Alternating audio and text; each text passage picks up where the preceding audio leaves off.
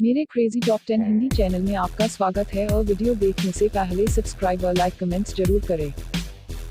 Top 10 चौंकाने वाली बातें जो आपकी बुद्धिमत्ता को प्रभावित करती हैं। कुछ गतिविधियों को हमारी संज्ञानात्मक क्षमताओं को कम करने के लिए जाना जाता है। टकीला के कुछ शॉट्स या एक बॉन्ग से हिट होने के बाद कोई भी एक खुफिया परीक्षण पर अपना सर्वश्रेष्ठ स्कोर करने वाला नहीं है।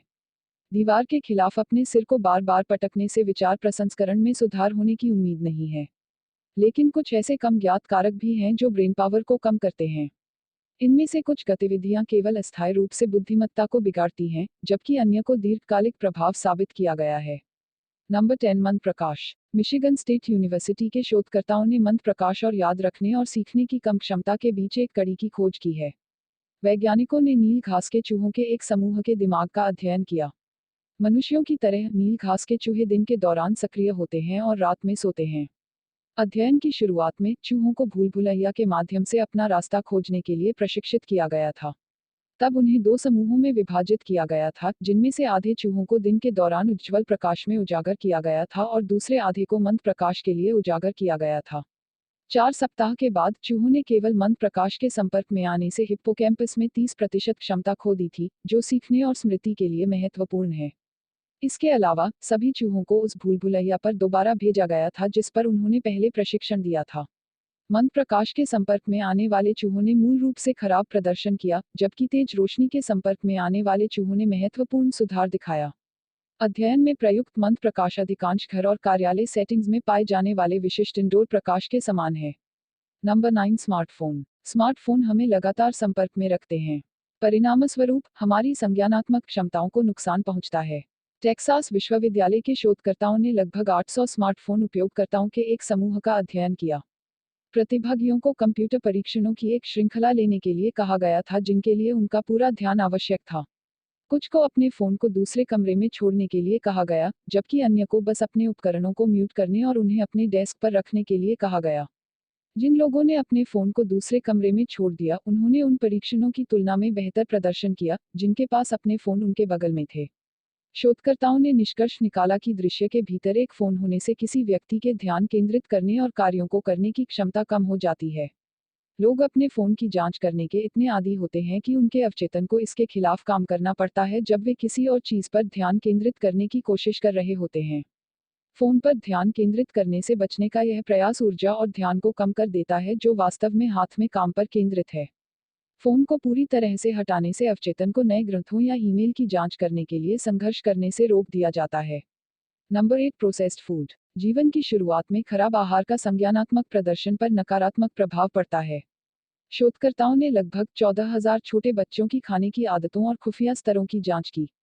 जिन बच्चों को 3 साल की उम्र में मुख्य रूप से प्रसंस्कृत खाद्य पदार्थ खिलाए गए थे, उनके बच्चों की तुलना में 5 साल बाद औसत आईक्यू कम था, जो विटामिन और पोषक तत्वों से भरपूर आहार लेते थे।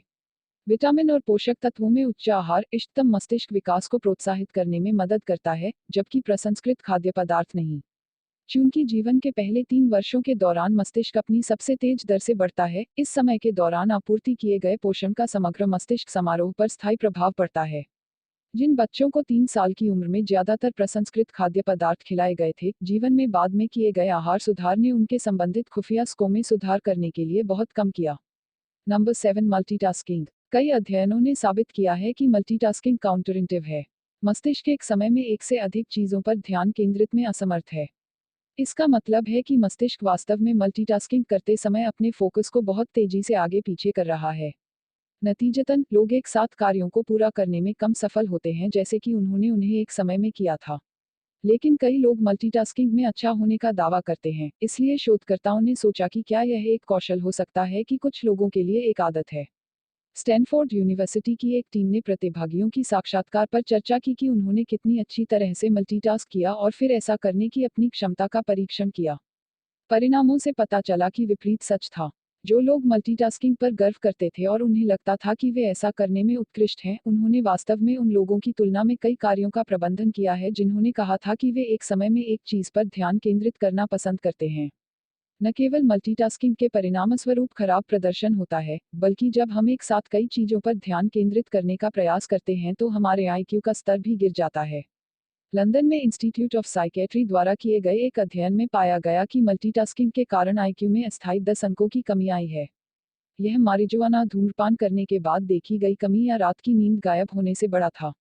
नंबर 6 चीनी फ्रुक्टोज में उच्च आहार का परिणाम केवल 6 सप्ताह के बाद कम हो जाता है। लॉस एंजल्स के कैलिफोर्निया विश्वविद्यालय के शोधकर्ताओं ने चूहों में उच्च फ्रुक्टोज आहार के प्रभाव का अध्ययन किया। मूषक को 2 समूहों में विभाजित किया जा रहा से पहले एक उलझन के माध्यम से अपना रास्ता खोजने के लिए सिखाया जाता था। दोनों समूहों को फ्रुक्टोज संक्रमित पानी दिया गया था, लेकिन एक समूह को ओमेगा-3 फैटी एसिड भी खिलाया गया, जो माना जाता है कि यह मस्तिष्क की कोशिका क्षति से बचाता है। 6 सप्ताह के बाद जिन चूहों को ओमेगा-3 फैटी एसिड मिला था उन्होंने भूल-भुलैया में बेहतर प्रदर्शन किया, जो नहीं था। जिन चूहों को ओमेगा-3 फैटी एसिड नहीं मिला था उन्होंने सिनेप्टिक गतिविधि को कम कर दिया और उस मार्ग को याद करने में असमर्थता व्यक्त की जो वे पहले सीख चुके थे। फ्रुक्टोज के उच्च स्तर के साथ चूहों के इंसुलिन के स्तर को प्रभावित किया। मस्तिष्क कोशिकाएं ईंधन के रूप में चीनी का उपयोग करती हैं। फ्रुक्टोज का एक स्थिर प्रवाह मस्तिष्क की कोशिकाओं को कैसे प्रभावित करता है और पदार्थ का उपयोग करता है, जो प्रभावित करता है कि विचारों और भावनाओं को संसाधित करते समय कोशिकाएं कैसे प्रदर्शन करती हैं। चीनी प्रेमियों के लिए सौभाग्य से ओमेगा-3 फैटी एसिड फ्रक्टोज के कारण मस्तिष्क कोशिका क्षति को रोकने के लिए साबित हुआ, इसलिए एक कटोरी आइसक्रीम के बाद सामन का एक स्लैब आपके आईक्यू को छोड़ने से रोकना चाहिए। नंबर 5 एक लंबा काम। हर दिन लगातार 2 घंटे से अधिक ड्राइविंग करने से आईक्यू कम हो जाता है। लीसेस्टर विश्वविद्यालय के शोधकर्ताओं ने 5 साल के दौरान 500,000 से अधिक लोगों की जीवन शैली की जांच की। पूरे अध्ययन में स्मृति और बुद्धि पर उनका परीक्षण किया। प्रतिभागियों में से 93,000 ने प्रत्येक दिन 2 घंटे से अधिक समय तक अभ्यास किया। उन्होंने अध्ययन की शुरुआत में उन लोगों की तुलना में कम स्कोर किया जिन्होंने ड्राइविंग नहीं की। इसके अलावा लंबी दूरी के ड्राइवरों ने अध्ययन की लंबाई पर संज्ञानात्मक क्षमता में लगातार कमी दिखाई। 6. सड़क पर रहते हुए दिमाग कम सक्रिय होता है और माना जाता है कि उत्तेजना की कमी से आईक्यू में गिरावट में योगदान होता है। इसी तरह के परिणाम उन लोगों में देखे जाते हैं जो हर दिन 3 घंटे से अधिक टीवी देखते हैं। Number 4 jet lag. Jet lag आपको कुछ दिनों के लिए बाहर का एहसास करा सकता है, लेकिन जब स्मृति और सीखने की बात आती है तो प्रभाव आपके द्वारा ज्ञात की तुलना में लंबे समय तक रहता है। कैलिफोर्निया विश्वविद्यालय बर्कले के शोधकर्ताओं ने हैमस्टर्स में क्रोनिक जेट अंतराल का अध्ययन किया क्योंकि ये जानवर सर्कैडियन लैग का एक आदर्श हैं। 1 महीने के लिए सप्ताह में 2 बार शोधकर्ताओं ने एक अंतर्राष्ट्रीय उड़ान और समय परिवर्तन का अनुकरण करने के लिए हैमस्टर्स के कार्यक्रम को 6 घंटे बदल दिया।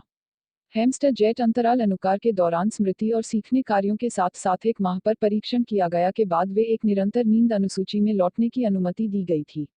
परीक्षण के दौरान हैमस्टर्स एक वैकल्पिक नींद कार्यक्रम में थे। उम्मीद के मुताबिक खराब प्रदर्शन किया गया। जेट लैग्ड हैमस्टर्स को सरल कार्यों को सीखने में कठिनाई होती थी जो एक निर्बाध नींद अनुसूची पर हैमस्टर आसानी से पूरा करते थे।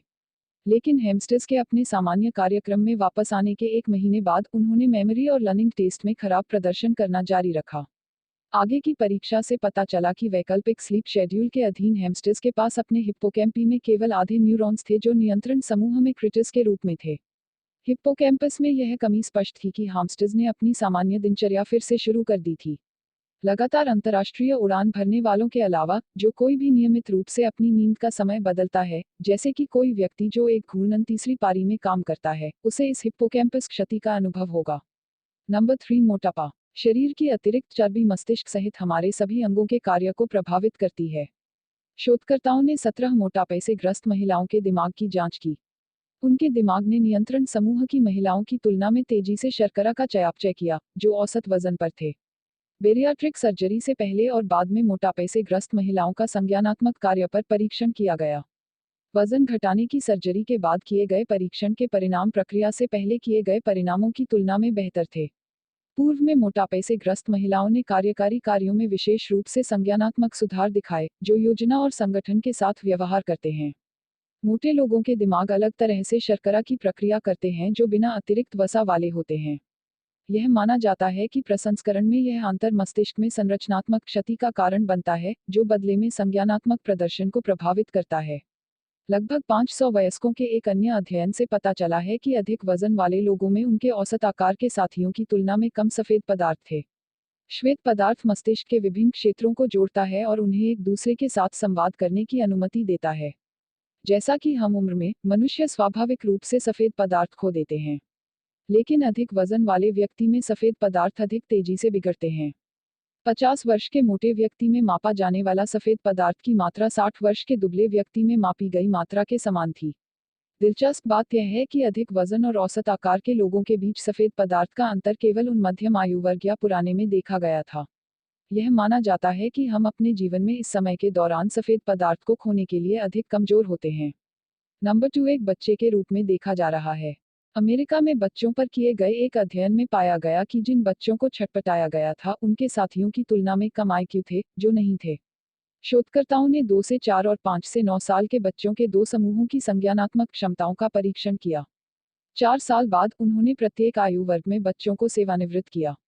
बड़े आयु वर्ग में जिन बच्चों को स्पेंक किया गया था उन बच्चों की तुलना में औसतन लगभग 3 अंक कम आईक्यू था, जिन्हें स्पेंक नहीं किया गया था। कम आयु वर्ग में औसत बच्चों के आईक्यू जो छिटक गए थे उन लोगों की तुलना में 5 अंक कम थे जो नहीं थे। दुनिया भर के आंकड़ों से यह भी पता चला कि जिन देशों में स्पैकिंग अधिक प्रचलित थी उनमें भी औसत आईक्यू कम था। स्पैंकिंग और आईक्यू के बीच सहसंबंध के लिए प्रस्तुत एक स्पष्टीकरण तनाव था। शोधकर्ताओं का कहना है कि एक बच्चे के रूप में स्वॉट किया जाना बच्चों के लिए एक क्रोनिक तनाव हो सकता है, जिससे वे आसानी से चौंका और अक्सर भयभीत हो जाते हैं। ये कारक कम आईक्यू से जुड़े होते हैं। वैश्विक रूप से शारीरिक दंड की दर में कमी आई है। वैज्ञानिकों का मानना कि इससे औसत आईक्यूएस में दुनिया भर में वृद्धि होगी। नंबर 1, गूंगा टीवी शो। शोधकर्ताओं ने पता लगाया है कि जब बुद्धि की बात आती है तो आप वही होते हैं जो आप देखते हैं। हालांकि यह कहना उचित है कि कुछ शो सूचनात्मक होते हैं। बहुत सारे ट्रैश शो होते हैं जो किसी भी शैक्षिकी मूल्य की पेशकश नहीं करते हैं। हालांकि पदार्थ की कमी के अलावा बेवकूफ टेलीविजन शो भी वास्तव में लोगों को सुस्त बनाने के लिए साबित हुए हैं। ऑस्ट्रियाई मनोवैज्ञानिक और प्रोफेसर मार्कस एपेल ने विभिन्न विषयों पर कॉलेज के छात्रों के एक समूह का परीक्षण किया। परीक्षण का प्रबंध करने से पहले आधे छात्रों को एक मूर्ख व्यक्ति के बारे में एक कहानी दी गई थी जो सभी प्रकार के बुरे निर्णय ले रहा था। चरित्र के न जाने कितने स्मार्ट शीनिगन्स के बारे में पढ़ने के बाद उन छात्रों ने उन छात्रों की तुलना में परीक्षण पर बुरा प्रदर्शन किया जिन्होंने कहानी नहीं पढ़ी थी। एप्पल मीडिया भड़काना पर परिणामों को दोषी ठहराता है। मीडिया प्राइमिंग का तात्पर्य अवशिष्ट अक्सर अनायास मीडिया के संपर्क में आने से होता है। इसका परिणाम व्यवहार, राय या बुद्धिमत्ता में बदलाव हो सकता है। इसका मतलब यह है कि इस पर एक गूंगे व्यक्ति के साथ एक रियलिटी शो देखना मजेदार लग सकता है, लेकिन उनकी मूर्खता संक्रामक है।